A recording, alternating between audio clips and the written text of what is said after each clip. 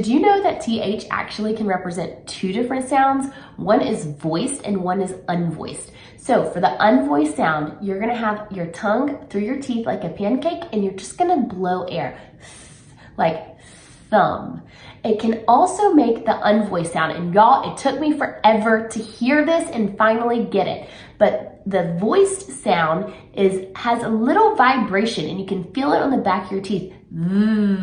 Like I can feel my teeth vibrating with that, okay? And that is like the word they. So like thumb or like they, and the voice sound, you feel that vibration.